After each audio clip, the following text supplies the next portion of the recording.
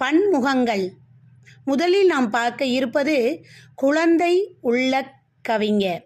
கலைஞர் கருணாநிதி எழுதிய புதினங்களுள் ஒன்றுதான் புதையல். அதில் தம்முடைய கருத்தினை குழந்தை உள்ளத்துடன் பதிவு செய்திருப்பார். அதை படிக்கும் வாசகர் மனமும் கூட மழையிலே நனைந்து போகும். அந்த அளவிற்கு அவை அமைந்திருக்கும். என்னவென்று பார்ப்போமா?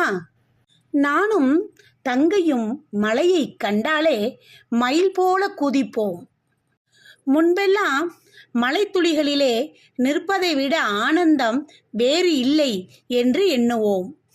உடம்புக்கு ஆகாது, உள்ளே வாங்க என்று பாட்டி அன்பாக கோபிக்கிற வரையிலே மலையிலே நனைந்து கொண்டு ஆடுவோம், பாடுவோம். வீட்டுக்குள்ளே வந்துவிட்டால் கூட திண்ணையிலே அமர்ந்து மலையை ரசிப்போம்.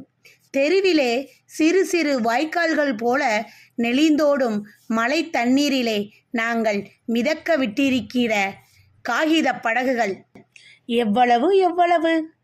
இசை முகிழ்த்த புலமும் வேளாண் செழித்த நிலமுமான திருவாரூர் மாவட்டத்தின் எழில் சூழ்ந்த சிற்றோர் திருக்குவளை.